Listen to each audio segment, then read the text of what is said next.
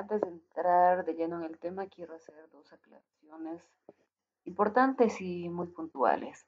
La primera, cuando nosotros les damos los objetivos de aprendizaje del tema, esos son objetivos de la clase teórica, que a veces difieren con la clase práctica. ¿Me entienden? Esos son objetivos para el examen teórico. Eso es lo que ustedes tienen que aprender con más énfasis de todo el tema. Esos son los objetivos de aprendizaje de la clase teórica. No tienen que ver con su mapa conceptual. Por eso es que cuando ustedes me dicen, doctora, preséntanos los objetivos de aprendizaje para que podamos hacer el mapa, no tiene relación. Ustedes confeccionan su mapa en base a su aprendizaje del tema, a su enfoque, si quieren. Y obviamente el mapa conceptual es para la práctica. Y ahí viene la segunda recomendación. No puede existir un mapa conceptual solamente la estructura química del fármaco, el modo de actuar, la manera o dónde o en qué órganos actúan y no la aplicación clínica del fármaco. A veces leo mapas donde me dicen muy bonito, muy bien presentado el mapa, pero no existe la aplicación clínica. Y obviamente la calidad de mapa pierde su esencia porque nosotros vamos o estamos formando médicos, por tanto, no puede tener ausencia un mapa de aplicaciones terapéuticas porque esa es la parte más importante. Muy bien, entrando de lleno en el tema, vamos a ver ahora lo que son los antagonistas colinérgicos, es decir, los fármacos que de alguna manera van a actuar antagonizando a la acetilcolina. Ya tienen los objetivos de aprendizaje claros y básicamente vamos a hablar de los fármacos que van a actuar inhibiendo a los receptores muscarínicos y nicotínicos. Y si hablamos de nicotínicos o antinicotínicos, vamos a hablar de NM, que actúa a nivel de la placa motora y que por tanto se llaman bloqueantes neuromusculares, y NN, que van a bloquear el receptor nicotínico a nivel ganglionar, por tanto se llaman bloqueantes ganglionares. Y en relación a los receptores muscarínicos, dos tipos. Unos que son no selectivos, la mayor parte son semisintéticos, y los selectivos, que en su mayoría son totalmente sintéticos. Son selectivos para M3, la mayoría, algunos para M1 y otros con más actividad sobre M2, pero que también tiene actividad sobre M3. A manera de historia, a recordar que la atropina proviene de la planta Atropa belladonna, que en la época del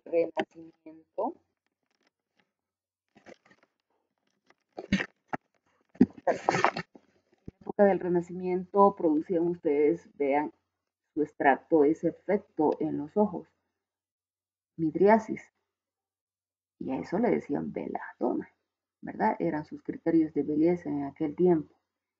Y que además, y que además el nombre, el nombre deriva de la mitología griega de las tres barcas que estaban relacionadas con lo que era la determinación de la vida. Esta triada parca de estaba constituida, como su nombre indica, por tres. Uno era Clotos. Si ven ustedes, Clotos está entregando telas e hilos, ¿sí? Él era el que elegía el destino. Y también estaba la Questa, que enrollaba el hilo y le daba un hilo a Atropos. ¿Y qué es lo que hacía Atropos?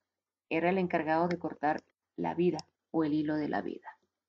Entonces, de ahí deriva el nombre de atropina. Atropina.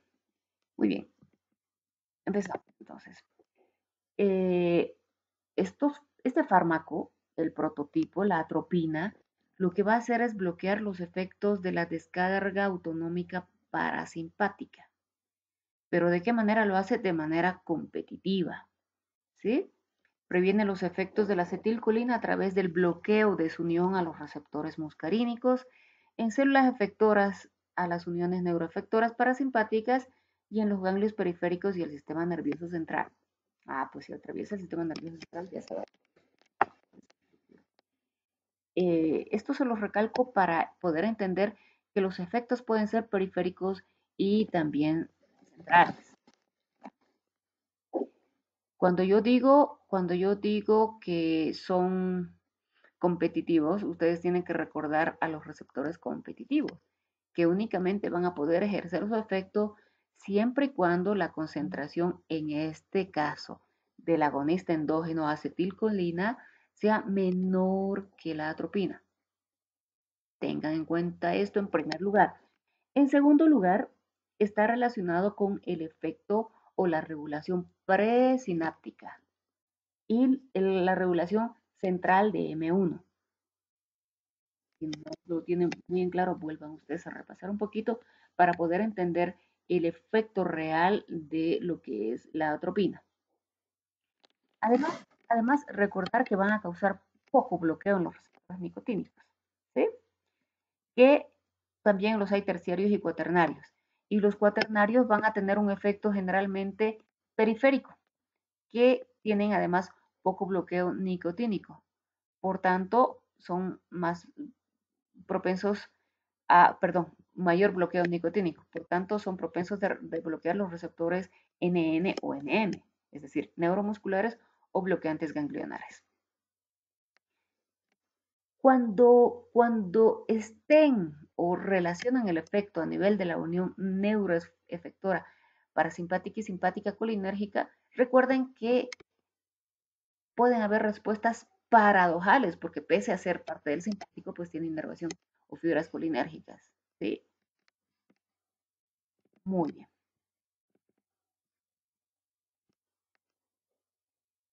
Debido a que el bloqueo de los receptores presinápticos generalmente aumentan la liberación del neurotransmisor, los efectos sinápticos de los antagonistas muscarínicos pueden contrarrestar el bloqueo de los receptores postsinápticos. Para que esté claro, porque así no lo entienden. M2, ¿se acuerdan el efecto de M2? Inhibe la liberación de la acetilcolina, ¿verdad? Normalmente inhibe la liberación de la acetilcolina. ¿Qué sucede si yo utilizo atropina? Lo que va a hacer M2 al antagonizar, al ser antagonista muscarínico, es aumentar la liberación de la acetilcolina. Pero si es un antagonista muscarínico, bueno, pero tiene una regulación presináptica que es importante.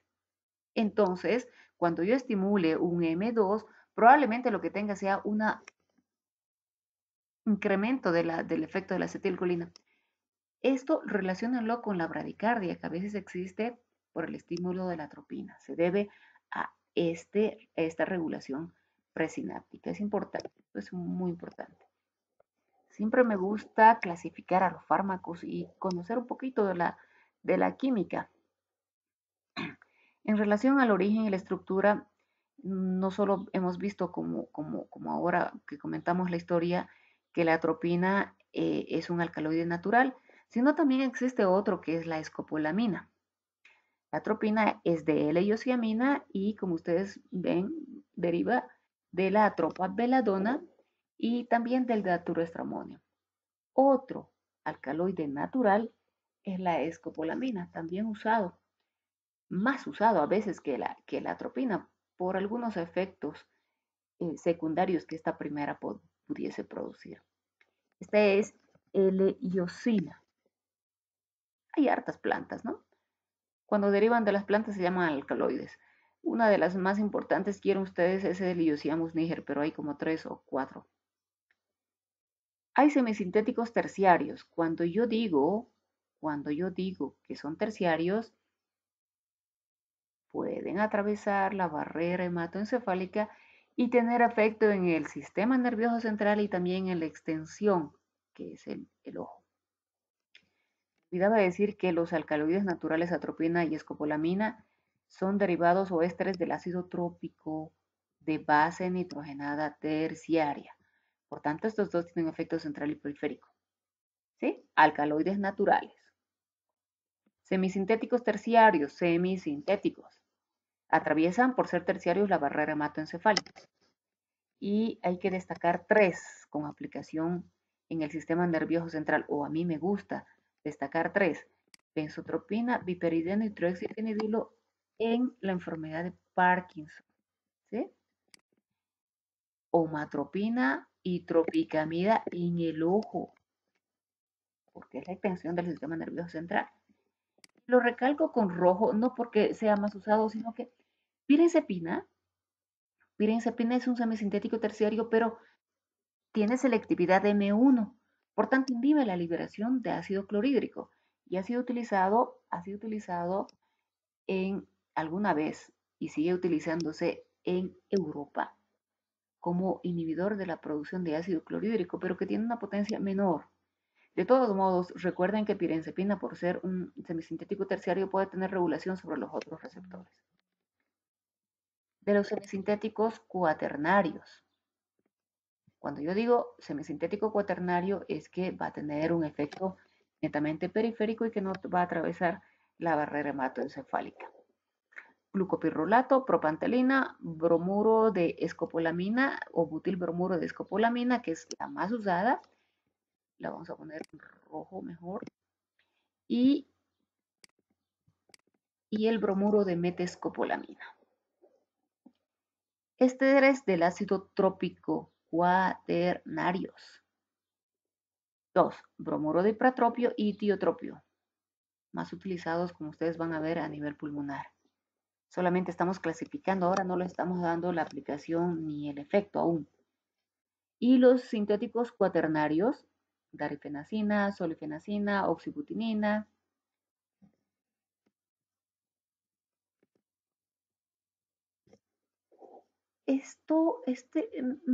Ustedes van a ver que si no estuviésemos dando la clase por este medio, yo utilizaría nada más gráficas y cuadros. En este caso, este cuadro es para mostrar la selectividad de los receptores en cuanto a algunos fármacos y es bueno que vayamos aprendiendo cuáles son esos fármacos. En relación a M1, pirenzepina, telenzepina, diciclomina y triexifenidilo. Estos tienen un efecto M1. Pero me acaba de decir que M1 tiene acción a nivel gastrointestinal. Sí, tiene acción a nivel gastrointestinal, va a inhibir la liberación de ácido clorhídrico. Pues, pero su efecto central es regulatorio y además que puede presentar como el triaxifenidil una aplicación en el Parkinson por su efecto central, que la diciclomina tiene una aplicación más en ojo por su efecto central, además de su estructura, a eso voy. Los M2, ustedes saben que actúan a nivel de corazón y nervios y músculo liso. Un fármaco, recuérdenlo como antagonista, que lo vamos a comentar ahora, es la galamina. Y M3 sabemos ya que actúa a nivel de glándulas y músculo liso, gastrointestinal, vesical, sí, y endotelial. En este caso, antagonistas muscarínicos, vamos a recordar a los que tienen selectividad, que la mayor parte son sintéticos. Ya los hemos comentado dos: darifenacina, solifenacina, oxibutinina y M3. Entonces, cuando yo diga, son antagonistas muscarínicos selectivos M3, pues recuerden, darifenacina, solifenacina, oxibutinina y pultorodina. Si yo les coloco una pregunta de selección múltiple y les digo, son selectivos del receptor M1, tropicamida, escopolamina y butilbromuroiosina y, pirenzepina, pues la respuesta es pirenzepina. En cuanto a la absorción, los naturales terciarios por su estructura tienen buena absorción a nivel intestinal, conjuntival, y la escopolamina puede absorberse por cualquier vía de administración y más en piel, por eso viene a veces en partes inclusive. Los cuaternarios, 10 a 30% se absorben por vía oral, ¿sí? Vía oral 30% se va a absorber. y un poco de esto se va a perder por el efecto primer paso, pero que en beneficio no tienen los efectos centrales que pudiese tener un terciario. Entonces estos son mucho más utilizados. Ya vamos a comentarlo. En relación a la distribución, entonces, lo repetimos otra vez. Terciarios tienen efecto en el sistema nervioso central en 30 a 60 minutos. Y cuaternarios no tienen el efecto a nivel central. Ya, pues entonces, cuando yo quiera tener un efecto en ojo, voy a escoger un terciario, ¿verdad? En cambio, cuando yo quiera un efecto a nivel gastrointestinal o vesical, voy a escoger un cuaternario porque no quiero tener ese efecto central que ahora vamos a aprender que tiene. En relación al metabolismo y excreción, la atropina tiene una vida media corta, se excreta en su mayor parte por vía renal y el 30-40% por vía hepática, a través de hidrólisis y conjugación, es decir, fase 1 y fase 2. Pese a que tiene una vida media corta, quiero que recuerden ustedes que el efecto en el músculo ciliar y el iris puede durar hasta 3 días.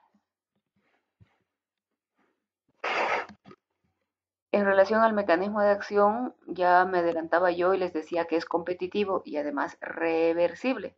O sea que tiene mayor eficacia para, para bloquear colinérgicos exógenos y no así para bloquear el efecto de la acetilcolina endógena. Algo más que ustedes deben recordar, porque ya lo han aprendido antes, es que casi todos estos fármacos que bloquean la actividad de la acetilcolina son agonistas inversos, ¿sí? O sea que es muy complejo el efecto neto total del bloqueo antimuscarínico. Y que cuando veamos un efecto paradojal, ustedes puedan entender a qué se debe. Atropina, pirenzepina, triexifenidilo, ipratropio, glucopirrolato son fármacos que no tienen una actividad mucho más, excepto el hipertropio, por eso está en azul central. Tienen más actividad sobre algunas glándulas, entre ellas las salivales, bronquiales y sudor, y parecen menos sensibles para las células parietales gástricas, con excepción de la pirenzepina y la telenzepina. Los efectos de la atropina los tenemos que aprender en relación a la dosis, ¿ya? Y el por qué también. A dosis bajitas de 0,5 miligramos hay bradicardia ligera, sequedad bucal e inhibición de la sudoración. ¿Por qué la bradicardia? La sequedad bucal y la inhibición de la sudoración se entienden porque son los efectos contrarios a la acetilcolina. La bradicardia ligera se debe a dos efectos. Uno, el efecto M1 central y otro, el efecto M2 presináptico. A dosis de 1 miligramo ya tenemos un efecto neto, serostomía definitiva, sequedad de ojos, boca, sed, taquicardia, efecto contrario a la acetilcolina, y como hemos dicho, a veces precedida de bradicardia, con una midriasis ligera a 1 miligramo. A 2 miligramos ya en el corazón se manifiestan los efectos completos del bloqueo de la acetilcolina: taquicardia, palpitaciones, serostomía marcada, midriasis, visión cercana algo borrosa por el bloqueo de la contracción del músculo ciliar. A dosis de 5 miligramos, estas ya son dosis tóxicas, ¿verdad? Hay dificultad para hablar, dificultad para deglutir, inquietud, fatiga, cefalea, piel caliente, dificultad para la micción y disminución del peristaltismo gastrointestinal. Y a más de 10 son los síntomas de intoxicación: pulso rápido, débil, obliteración del iris, visión borrosa, piel roja, caliente, seca, ataxia, excitación, alucinaciones, delirio, coma, con un riesgo de muerte. Acuérdense que su nombre deriva de Atropos, de la mitología griega de la parca. Los efectos, ya casi básicamente vamos a deducir los efectos en los sistemas de órganos porque son los efectos contrarios a la acetilcolina. En el sistema nervioso central, dosis bajas atropina tiene un efecto estimulante. En cambio, la escopolamina tiene un efecto sedante. A dosis de alta excitación, agitación, alucinaciones, coma y parálisis vulvar de ambos. Solamente estos dos porque son terciarios. En el sistema nervioso central también hay bloqueo de la transmisión colinérgica. ¿Cómo así? Puede bloquear el núcleo vestibular. El núcleo vestibular se encarga de el equilibrio. Y también a este nivel central se encuentra la zona quimiorreceptora o área postrema, que es el encargado de la emesis. Entonces, el bloqueo de esta transmisión colinérgica en el núcleo vestibular teóricamente me va a producir un efecto antiquinetóxico o cinetóxico, ese mareo por movimiento, y una acción antiemética. Puede bloquear los núcleos de la base. ¿Se acuerdan del locus niger, de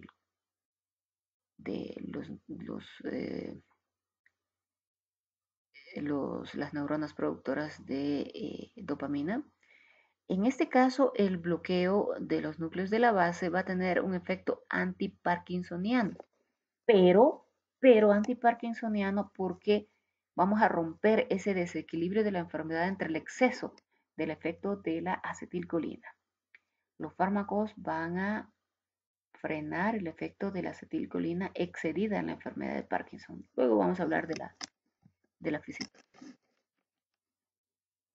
En ojo me va a producir midriasis y cicloplejía.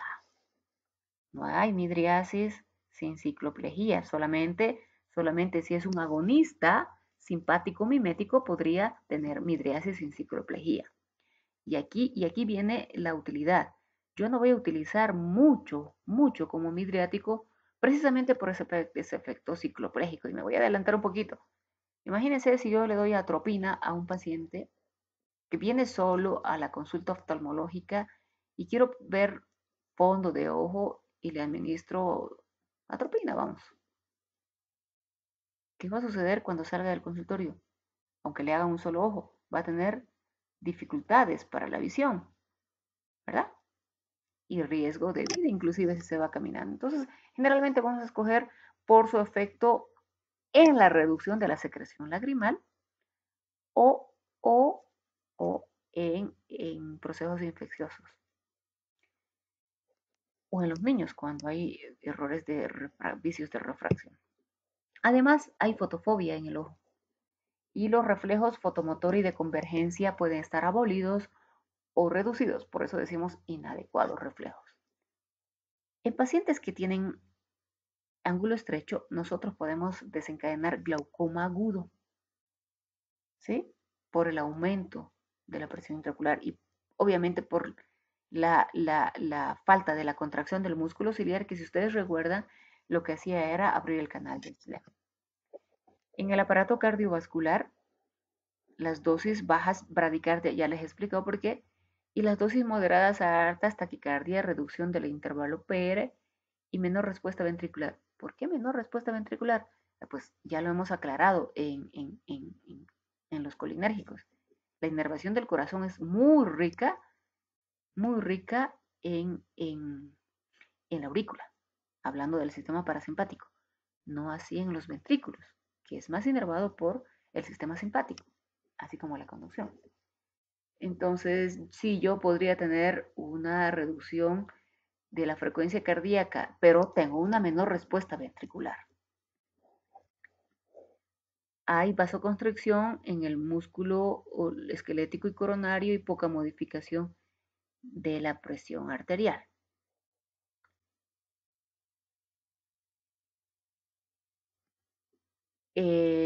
Algo más. Sucede que los anticuerpos circulantes con la segunda asa extracelular de los receptores muscarínicos M2 son más manifiestos en la miocardiopatía dilatada y en la enfermedad de Chagas. Por tanto, van a tener mayor actividad parasimpática, lo que puede ser evitada por la atropina como efecto terapéutico. En el aparato respiratorio, básicamente receptores M3, lo que vamos a tener es una broncodilatación por inhibición de la acetilcolina, ¿verdad? Y no solo eso, sino que vamos a evitar la secreción glandular.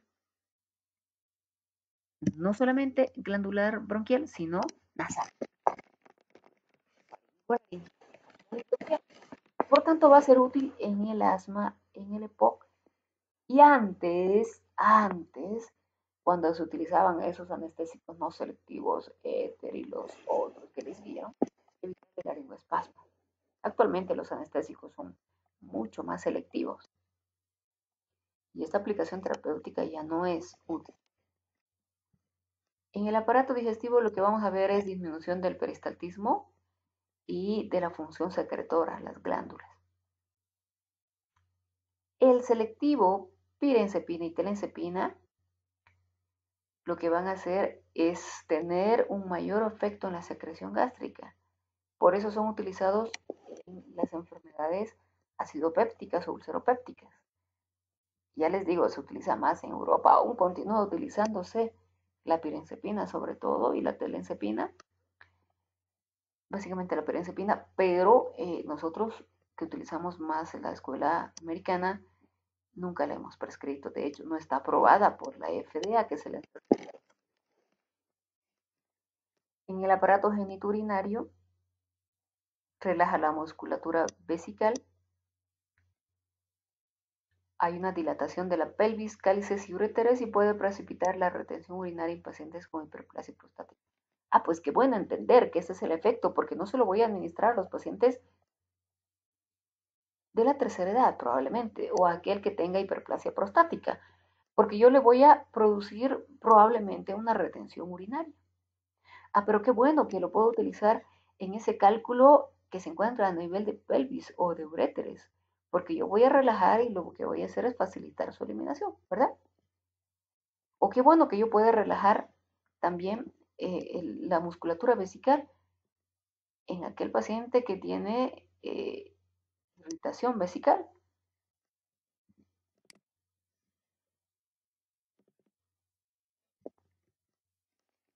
Glándulas sudoríparas que básicamente están inervadas por los nervios sintéticos, pero que utilizan por sus fibras acetilcolina como neurotransmisor, se bloquea la diaforesis, pérdida de calor, originando un aumento de temperatura en los casos de intoxicación. En los lactantes puede ser mortal y se denomina fiebre atropínica. Y recuerden ustedes que hay madres, mamás que vienen del campo y que cuando el niño tiene llora, llora, creen que es un cólico abdominal, ¿verdad? Y lo que le administran es la hierba de San Juan de Suna. Y en nuestro medio, a ver, ¿qué les puedo decir? Ahorita no se me viene a la cabeza, pero hay hierbas que tienen un efecto anticolinérgico. Nosotros podemos tomar una hojita, dos hojitas, un mate. No sabemos la dosis, pero como tenemos un peso estándar de 60, los latinos, americanos, norteamericanos 70, no nos pasa nada.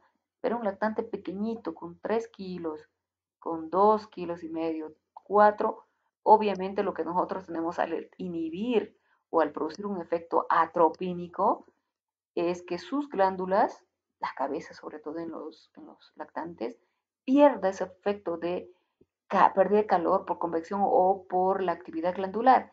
Y lo que tenemos es un aumento de temperatura 38, 39, 40, 41. Y hay una desnaturalización de las proteínas y con, obviamente, muerte, se mueren las neuronas. Enfermedad de vamos a conocer a grosso modo, porque me gusta que los estudiantes entiendan el porqué de la enfermedad. Entonces, si yo me extiendo un poquito, un minuto, no importa, el beneficio es demasiado. La enfermedad de Parkinson es una enfermedad degenerativa. Cuando hablamos de degenerativa nos referimos a la edad, ¿verdad? Aunque hay tóxicos exógenos que pueden determinar que unos tengan y otros no, sí se relaciona con la edad y se debe a una alteración de los ganglios basales en relación específicamente a la producción de dopamina. No hay producción del núcleo de los ganglios basales y del estriado de este neurotransmisor dopamina. Si recordamos, Las neuronas extrapiramidales se encargan del movimiento, del balanceo, de la locomoción que sea adecuada. Entonces, en este caso, la falta de producción de dopamina me va a producir una mayor liberación de acetilcolina, no solo por la relación que llevan simpático-parasimpático, ¿verdad? Sino que M2 estimula sino que estos receptores estimulan la producción de más acetilcolina. No hay freno, no hay alfa 2, si quieren. Entonces, mi paciente no solo tiene trastornos de la marcha, bradicinesia, cinesia, dependiendo de la etapa en la que se encuentre la enfermedad, sino que además tiene un exceso de la concentración de acetilcolina, y aquí viene la aplicación terapéutica de los antagonistas muscarínicos. En realidad, nosotros no estamos determinando la base de la enfermedad, que ahorita se las voy a comentar, sino que lo que estamos haciendo es entrar en una regulación del freno de la acetilcolina que me produce en estos pacientes temblor y cialorrea, ¿verdad? Salivación profusa. Entonces, yo freno un poquito esos síntomas parasimpáticos miméticos, pero en realidad el tratamiento de base de la enfermedad está relacionada con el aumento de la dopamina. ¿Sí? Dopamina. ¿Y qué reciben para eso? Levodopa. Levodopa es un precursor. Pero levodopa no viene sola, porque yo quiero tener un efecto dopamínico, pero ¿dónde? En los ganglios basales, en el estriado, ¿verdad? ¿Sí? Pero ¿qué hago entonces para tener solo un efecto central? Le doy asociado a un inhibidor periférico de la dopa descarboxilasa, que es la que va a convertir en dopamina la hidroxifenilalanina, que se llama el fármaco benseracida, y el que se usa más frecuente, carbidopa.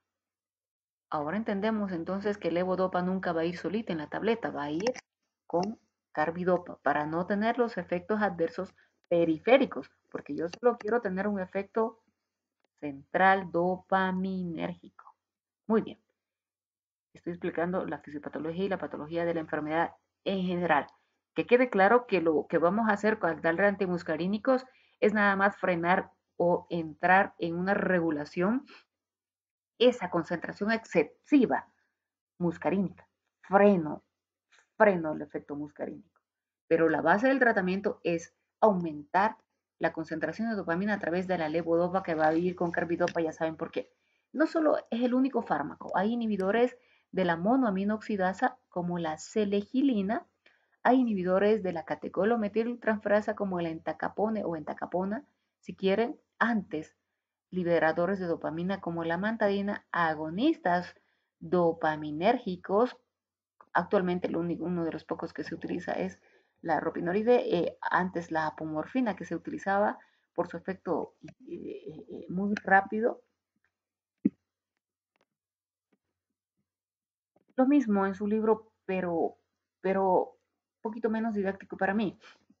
Y el efecto entonces, el efecto del tratamiento del Parkinson es incrementar la concentración de dopamina a través de la administración de levodopa con carbidopa, que va a inhibir el efecto periférico de la dopamina. ¿Sí? Que tengo, ahora sí les comento los nuevos, entacapona y tolcapone como inhibidores de la catecolometiltransferasa. Que tengo inhibidores de la monoaminoxidasa como la selegilina, la resagilina. Que tengo agonistas de los receptores de la dopamina como el pramipexol y ropinirol nuevos, o la bromocriptina y pergolida, cuyo efecto, cuyo efecto va a ser mejorar, si quieren ustedes, ese freno sobre las neuronas extrapiramidales. Entonces va a tratar los trastornos básicamente motores, disinesia, cinesia, bradicinesia. Lo que vamos a hacer con los bloqueantes, muscarínicos, nada más es coadyuvar el tratamiento base de la levodopa, de la carbidopa, de la entacapone, ¿sí? Coadyuvar, porque vamos a tratar los síntomas de exceso muscarínico. ¿Cuáles son los más usados? Benzotropina, piperideno y trexifenidina. Pero como son útiles en el sistema nervioso central, son sintéticos terciarios. Bien. Más antes de entrar en la kinetosis. Actualmente en el tratamiento no antimuscarínico tenemos a los fármacos antagonistas A2 y no antagonistas A2A y A1, como la cafeína. Tenemos a los antagonistas dopaminérgicos bromocriptina, pregolida, pramipexol y ropinirol. Los inhibidores de la catecolamitriptanferasa. Y lo nuevo es que levodopa y carbidopa actualmente, por esos excesos digamos, de los periodos on-off más manejable, se da a través de bombas de infusión. ¿Sí? Y actualmente la cirugía selectiva, ¿verdad? Otro de las aplicaciones en el sistema nervioso central es el de la kinetosis, que es el mareo por movimiento. ¿Recuerdan ustedes que nosotros actuamos a nivel del núcleo vestibular? ¿Sí? Entonces, el mareo por movimiento puede ser tratado por la escopolamina. Escopolamina por vía oral, escopolamina en parche, escopolamina por todas las vías de administración, porque es terciario, se absorbe muy bien. En el ojo también tiene que ser terciario. Está utilizado básicamente en los errores de refracción en niños, ¿sí? Que no te pueden manifestarse con los cambios de dioptrías pueden ver mejor o mejor. Y más importante aún, en la iriditis o la iridociclitis, que son procesos infecciosos. El exudado puede producir sinequias, ¿verdad? Sinequias, adherencias, lo que me haría perder la motilidad del músculo ciliar. Entonces, en estos procesos infecciosos es óptimo producir cicloplejía para evitar esas sinequias o adherencias. Aquí está el tiempo de duración. Algunos me dicen, pues para producir midriasis atropina. ¿Cuántos días va a durar la atropina? 7 días. ¿Cuántos días va a durar la escopolamina? 3 a 7 días. Pero ¿cuántos días va a durar la tropicamida, por ejemplo? 6 horas. Y la homotropina, 1 día. Entonces los fármacos son estos, ¿verdad? Ciclopentolato, que dura 1 día igual que la homotropina, o la tropicamida. Es muy utilizado el bromidato de homatropinas, más utilizado, digámoslo así. Para el examen oftalmológico está ya muy observado, porque no es útil producir solo midriasis, pero en todo caso se podría producir con tropicamida y clorhidrato de ciclopentolato, jamás con atropina. Jamás con atropina. Muy bien. Ahora bien, si nosotros tenemos la capacidad de escoger el mejor fármaco, ¿cuál escogeríamos para producir midriasis? Obviamente un agonista adrenérgico, porque no tiene efectividad sobre el músculo ciliar. En los trastornos respiratorios, en la época de los dinosaurios se usó atropina. Por favor, actualmente ya no se utiliza como medicación para anestésica. ¿Y por qué lo nombro? Yo no lo nombraría, ni nombraría, pero por cuestiones terapéuticas y para que no digan que no lo nombré, ahí está. Pero todo lo que tiene utilidad está en rojo. En la EPOC, en el asma, más en el EPOC que en el asma, bromuro dipratropio de tiempo corto que se requiere administrar 3 a 4 veces al día, y el tiotropio más utilizado porque tiene vida media prolongada. En ambos casos, pese a ser derivado cuaternario y que no tenga efecto central, pues puedo tener un efecto gastrointestinal, peristaltismo, dolor abdominal si se lo administro en tabletas, ¿verdad? Entonces, por eso prefiero utilizarlo por vía inhalatoria. Tiene más selectividad. menos efectos adversos. En la rinitis viral se lo administra en gotas, en el caso de Pratropio, para estos cuadros de rinorrea, si quieren ustedes. Disminuye la secreción. Simplemente como efecto, como, como comentario, porque esta aplicación no es tan terapéutica actualmente, en el secundario del infarto agudo de miocardio, para evitar ese reflejo vagal de dolor, se puede utilizar atropina. Pero cuán seguro será darle atropina a un paciente que tiene isquemia en las coronarias, ¿verdad? Por eso les digo que no es terapéuticamente ya útil o importante. Y teóricamente también en los reflejos hiperactivos del seno carotídeo. ¿Quiénes tienen reflejos hiperactivos del seno carotídeo? Habíamos dicho que los anticuerpos son más manifiestos contra los receptores M2 en la miocardiopatía dilatada idiopática y la enfermedad de Chagas. Sí, podría ser alguna utilidad. En los trastornos gastrointestinales a nivel de Europa, tuvo alguna utilidad. Se prescribe aún con poca frecuencia, pero se prescribe pirenzepina y también tiene selectividad sobre M1 de la enzepina. Recuerden también que pirenzepina tiene acción M1 central.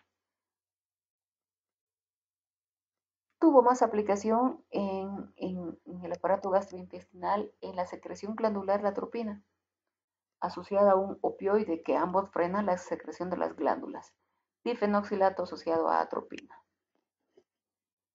Más aplicación en los trastornos urinarios. Actualmente tienen aplicación en los trastornos urinarios. ¿Cuáles? Urgencia miccional, espasmo vesical, post-prostatectomía o incontinencia urinaria. ¿Sí? En el espasmo vesical podemos utilizar la oxibutinina.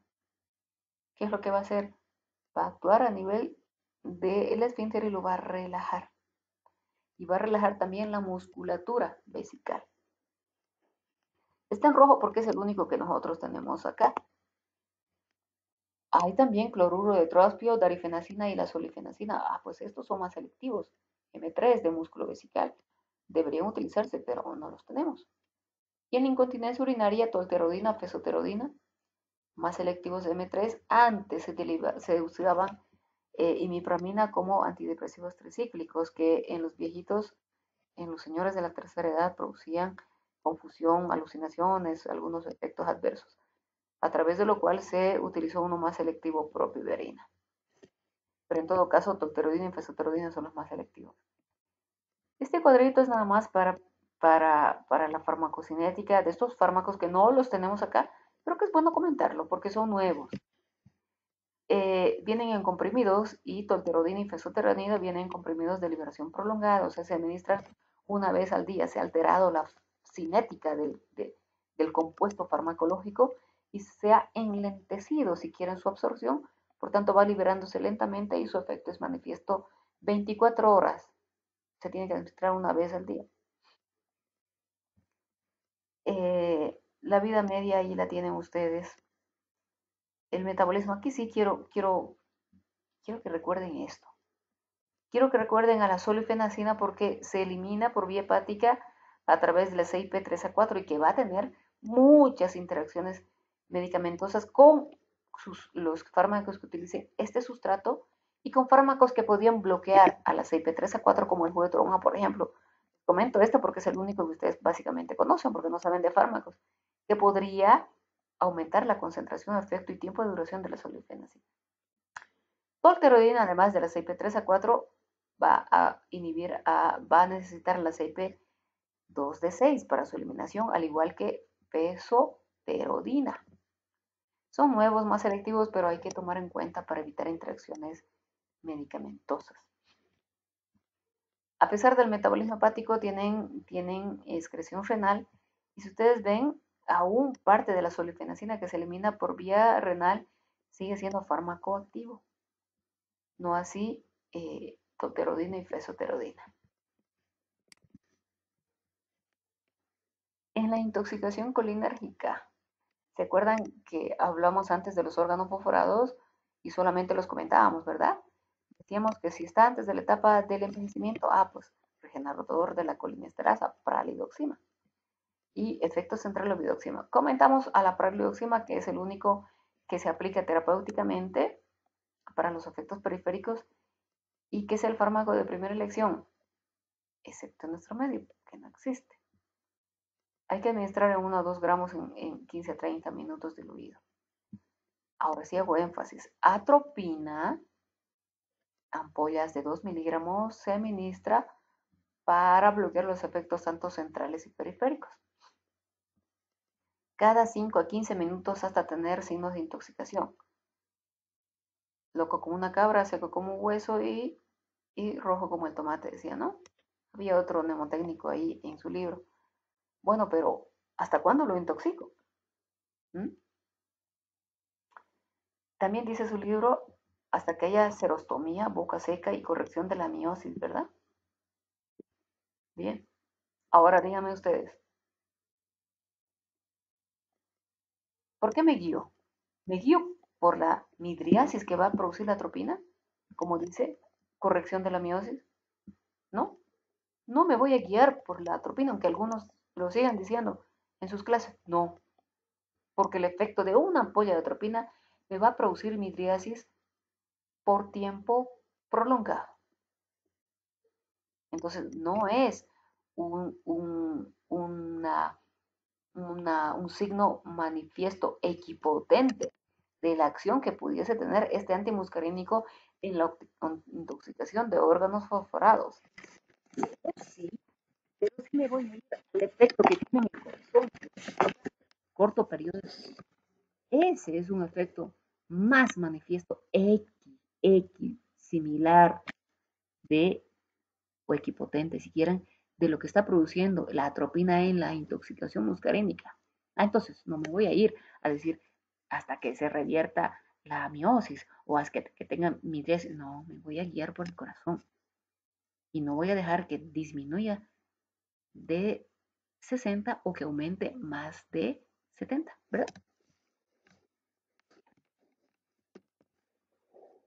Esto es, lo voy a repetir varias veces, con un dibujito, con una imagen, con un cuadro, pero quiero que lo prendan.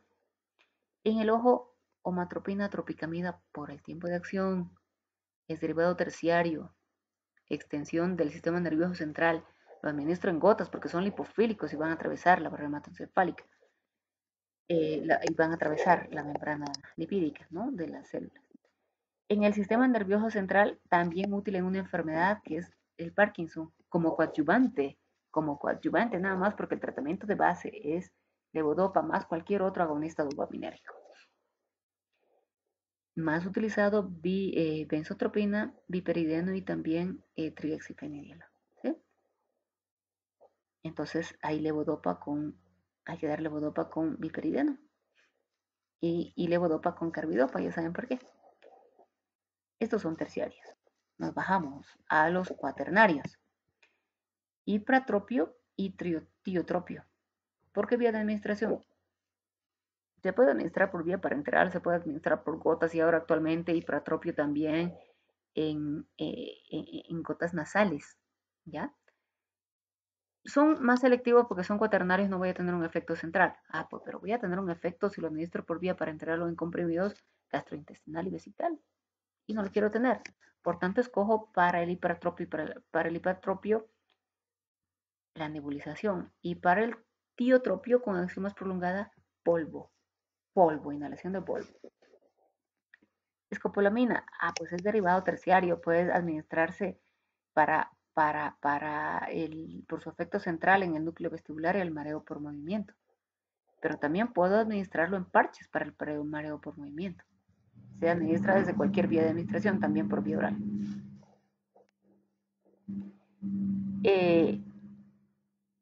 Butilescopolamina también puede tener un efecto a nivel vesical, pero escojo a los sintéticos.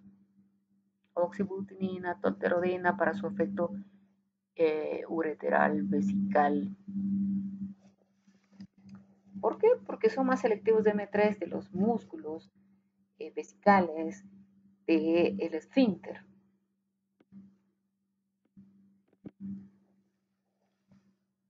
Cuando yo les muestro esos cuadritos y les digo, a veces resumen, por Dios, no quiero que me pongan este cuadro en su mapa conceptual. Ustedes enfoquen su aprendizaje como su cerebro lo ha aprendido. Cada uno tiene maneras de recordar lo que hemos hablado. En mi caso son estos cuadros, estos gráficos. Y resumimos diciendo que la atropina es un alcaloide de la beladona o de la belladona y que es terciario y que puede producir un efecto central y periférico que puede utilizarse para disminuir un cólico gastrointestinal. Ah, pero me puede producir visión borrosa, pero me va a producir piel caliente y mi piel se va a enrojecer, ¿no? Y lo vamos a administrar en urgencias. Ah, pues si es un fármaco barato, que lo van a usar en emergencias para un cólico, tengan la decencia, tengan la, ¿qué les puedo decir? Orienten a ese paciente. Nosotros, nosotros sabemos farmacología, los médicos, el paciente no sabe. Ahora imagínense si a ustedes les estoy pasando una ampolla de atropina o iosina, el iosina, ¿se acuerdan? Escopolamina por viento venosa, porque tienen un cólico y han ido a emergencias a las 3 de la mañana y han despertado a ese médico de urgencias y les pasa una ampolla endovenosa para que les calme rápido. ¿Qué van a sentir? Está entrando por viento venosa ahora. ¿Cómo se sienten? Calientes. ¿Qué van a ver en su piel? Enrojecimiento. ¿Cómo están viendo? Borroso. ¿Y qué van a sentir? Miedo, porque el médico no les ha informado. Y van a suponer que tienen alergia a ese fármaco. Y obviamente después, el tímido no va a decir nada, después les va a aliviar el dolor muscular y va a ir perdiéndose ese enrojecimiento y el calor y ustedes van a recuperar la visión por esa cicloplejía que les ha producido. Pero van a decir siempre que han tenido alergia a ese medicamento y no es así. Muy diferente que el médico o la enfermera, no importa que es la que administra el medicamento, les diga, va a tener usted sensación de calor, la vista se va a poner un poco borrosa y la piel va a enrojecer ligeramente. No se asuste, es parte del efecto del medicamento. Va a desaparecer muy rápido, ¿verdad? ¿Sí? Muy bien. Los efectos adversos de la iosina, que es la escopolamina, y de la atropina son, por ser terciarios, casi se relacionan. Efectos centrales de sedación o de excitación de la atropina, sedación de la escopolamina o iosina, ¿sí? Y los otros relacionados con el efecto periférico, pues retención urinaria, puede haber algunos otros trastornos por el efecto terciario como serostomía, ¿sí? Muy bien. Lo mismo para la atropina, la iosina y la butilbromuro iosina, que son alcaloides y los semisintéticos, ¿verdad? Son lo mismo. Básicamente, la iosina, la butilbromuro iosina se utiliza para la hipermotilidad gastrointestinal. La iosina, igual que la escopolamina, en la kinetosis. Y la atropina, antes como complemento de la anestesia, reducción de las secreciones y la broncoconstricción por su efecto broncodilatador, intoxicación de organofosforados o anticolinesterácicos. Esta es la indicación de primera línea hipermotilidad gastrointestinal y en algunos casos de bradicardia extrema, ¿verdad? Biotropio, asma. Acción prolongada mejor que el bromuro dipratropio. Inhalación, ¿sí? Inhalación, se utiliza por esa vía. Es un derivado del amonio cuaternario. Tropicamida, derivado del terciario, es utilizado para procesos infecciosos a nivel de ojo. Alguien podría utilizarlo en la midriasis, con los efectos adversos que hemos comentado, ¿no? Igual que el ciclopentolato. Pirenzepina, utilidad en la úlcera péptica. Nosotros no lo utilizamos pero tiene aprobación por la EMEA europea. Entonces, ya se lo usa. De los cuaternarios sintéticos, acá nada más comentamos a la tarifenacina. Estos, estos son sintéticos y además les decía que la característica que tienen es que son selectivos para los receptores M3, por tanto van a ser utilizados en la incontinencia urinaria, en el espasmo post-prostatectomía y también comentamos a los otros, oxibutinina, tolterodina, fesoteranina, solifenacina y trospiol. En nuestro medio, oxibutinina. Esto nada más acá ya está comentado, ¿no? Es la iosina. Acá lo llamo como se llama porque es un alcaloide escopolamina. Para ambos, por favor, es lo mismo. Mareo por movimiento, escopolamina. O también de los sintéticos, aparte del que ya hemos comentado, aparte de que es la derfenacina mucho más nuevo, comentar en los lugares donde haya a la tolterodina. Y para nosotros, a la oxibutinina, que vienen comprimidos de 5 miligramos y que hay de dos presentaciones, las presentaciones corrientes que tienen que administrarse 3 veces al día o la deliberación retardada que se administra una sola vez al día. Muy bien. Contraindicaciones relativas. A ver, hemos dicho ya, si yo le doy un fármaco que no contrae, que produce parálisis del músculo ciliar, ya no hay apertura del canal de Schlemm, allá no hay miosis estafiendomidriasis y que puede condicionar glaucoma en esos pacientes que tienen un ángulo estrecho, glaucoma. Entonces, está contraindicado en estos que tienen ángulo estrecho y glaucoma de ángulo. Hiperplasia prostática es otra de las contraindicaciones y para todos excepto para la pirincepina y telancepina la úlcera péptica. ¿Por qué la úlcera péptica? Porque lo que estoy haciendo es enlentecer el peristaltismo. Consiguientemente, la pared gastrointestinal va a tener más contacto con el ácido clorhídrico.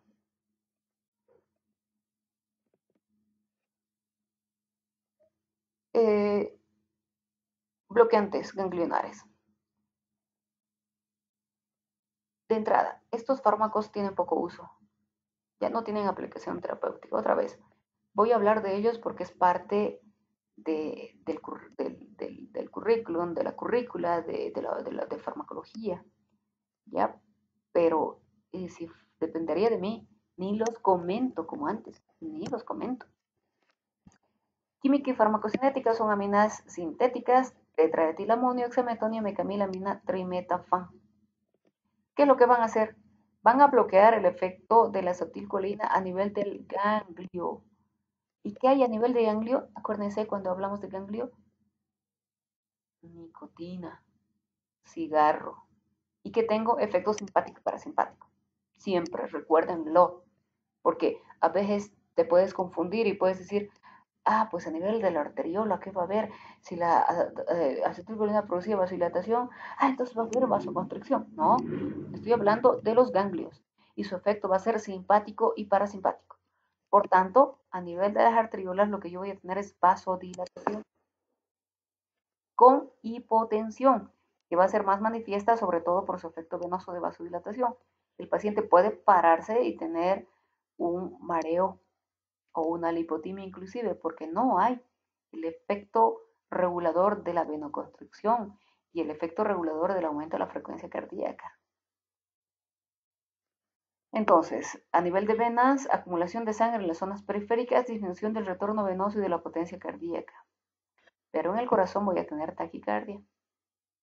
En el iris, midriasis.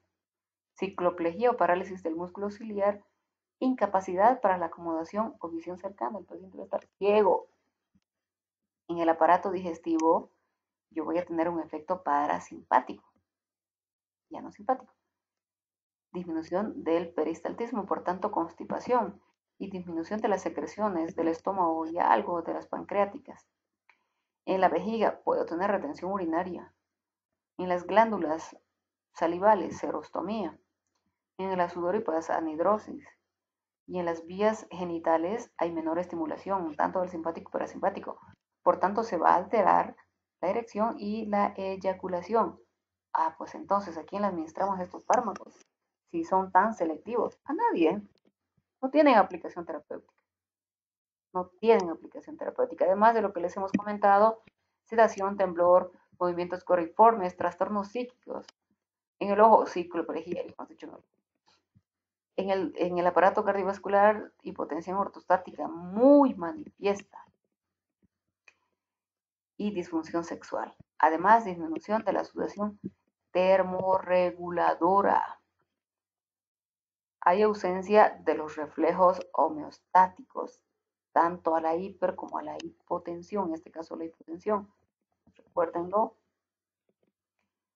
podría tener aplicación terapéutica la micamilamina, ¿verdad? Porque va a bloquear los receptores nicotínicos centrales. Entonces, teóricamente podría disminuir el deseo de la nicotina cuando el paciente está abandonando esta dependencia. Hay tabletas de 2.5 y 10. Ah, pero yo tengo otros. Tengo parches de nicotina o tengo la vareniclina, ¿no? Que no es exenta de efectos adversos, pero que, por Dios, no me va a producir los efectos adversos que hemos comentado. Trimetafan alguna vez se ha utilizado en los extremos de las emergencias hipertensivas o en el aneurisma aórtico disecante, ¿sí? O alguna vez. Pero en general no son fármacos muy utilizados, se los comento. Bloqueantes neuromusculares, y ahí está, vamos a hacer un poco de historia. Hoy me dio por hacer un poco de historia, es que es interesante. Un neurofisiólogo, Claude Bernal, empezó a estudiar a los sudamericanos, entre ellos Bolivia, Perú. Actualmente todavía algunos pocos he visto. Hay algunos que utilizan el curare en dardos. Ahí están, miren ustedes la imagen. En dardos para producir la parálisis de sus víctimas. Ellos solo cazan para comer, no por placer. Entonces, producían parálisis y aislaban este extracto de plantas que hay todavía. Dondrodendro es una, la pueden encontrar ustedes si van por allá por el oriente. Strychnos toxífera es la otra. Entonces, Claude Bernard agarró estos extractos, los empezó a estudiar y vio que lo que producían es una inhibición de la acción a nivel muscular, es decir, un bloqueo, una inhibición de la acción de la neurona en la placa motora. Y este es el efecto. Impiden la transmisión de los impulsos nerviosos a los músculos voluntarios a nivel neuromuscular. Y pueden actuar de dos maneras. Un relajante directo o un relajante neuromuscular despolarizante. ¿Sí? Como la succinilcolina. O no despolarizante, como los semisintéticos, tubocurarina o los sintéticos, pancuronium. Los clasificamos entonces para entender mejor su acción. Bloqueantes neuromusculares despolarizantes. ¿Cómo así? Van a actuar como agonistas parciales a través de la apertura de los canales iónicos similares a la acetilcolina, pero el estímulo es persistente. Por tanto, inicialmente va a producir una contracción, una espiga y posteriormente un bloqueo de la transmisión. ¿Se acuerdan del exceso de nicotina? Bloqueo, ¿verdad? Parálisis, pero parálisis despolarizante. En cambio, el bloqueante neuromuscular no despolarizante lo que hace es una inhibición competitiva. Va a ocupar el receptor nicotínico de la acetilcolina en la placa motora. Succinilcolina es el único fármaco.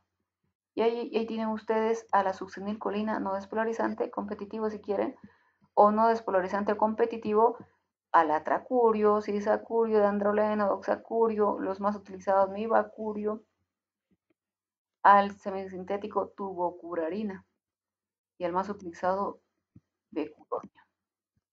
Entonces, ¿cuáles son las indicaciones? Relajación muscular en la anestesia muscular, intubación endotraqueal Relajación en la conexión a ventiladores mecánicos o procedimientos endoscópicos, broncoscópicos, laringoscopios o esofagos. En enfermedades como el tétanos, podría utilizarse. Convulsiones tóxicas y estatus epilépticos cuando los fármacos de primera línea no tengan un efecto manifiesto. En relación a los efectos adversos, hay que tomar al agonista del curare, ¿verdad? Semisintético tubocurarina, y recordar un efecto adverso. Hipotensión por liberación de histamina, ¿sí? Y broncoconstricción también por la histamina. Entonces, produce una mayor liberación de histamina. Pues tubocurarina. Es probable que ni les pregunten el examen, pero si alguna vez alguien les quiere preguntar algo de la tubocurarina, va a ser esta relacionada con la liberación de histamina. Son muy utilizados actualmente pancuronio, becuronio y atracurio, pero lo van a ver en la especialidad ustedes. Pancuronio produce una ligera taquicardia porque la hipotensión por liberación de histamina no es tan manifiesta, por eso es muy utilizado. Bacuronio y atracurio tienen muy pocos efectos adversos. Atracurio tiene una liberación de histamina con una hipotensión pasajera, al igual que mi bacurio, pero la succinilcolina va a producir efectos como, les voy a comentar los más importantes que debemos recordar: concentración de potasio elevada, hiperpotasemia. Por tanto, no se lo voy a dar a los pacientes con insuficiencia renal, no se los voy a dar a los pacientes que tengan lesión celular con exteriorización del potasio o hiperpotasemia, como los pacientes politraumatizados graves y los pacientes grandes quemados. No se los voy a dar porque produce un efecto simpático mimético de hipertensión y arritmias a los pacientes con riesgo o que tengan ya antecedentes de arritmias cardíacas. Además puede producir bradicardia, puede producir fasciculaciones y secundariamente aumento de la presión intraocular, dolor muscular postoperatorio. Los recordamos otra vez los efectos adversos de la succinilcolina o succemetonio, porque sí les podría preguntar, ¿verdad? Hipercalemia por estimulación nicotínica, hipertensión arterial, taquicardia y arritmias, puede producir mioglobinuria con aumento de la creatinfosfaquinasa y puede producir hipertermia maligna, la succinilcolina. Muy bien, creo que hemos terminado con el temario. Mucho más énfasis, por favor, en los efectos antimuscarínicos que los bloqueantes musculares o los bloqueantes ganglionares. Para mí, vuelvan a leer el libro otra vez para poder entender. No es muy útil que tú escuches la teórica sin haber leído el libro, se los digo en las clases prácticas. Una vez que leas el libro, pues de pronto te va a ser más útil escuchar la teórica. Vas a, vas a memorizar los efectos más importantes y las prescripciones de primera línea. Va a ser mucho más útil en este caso. Y después recién confeccionas tu mapa conceptual. Eso es todo.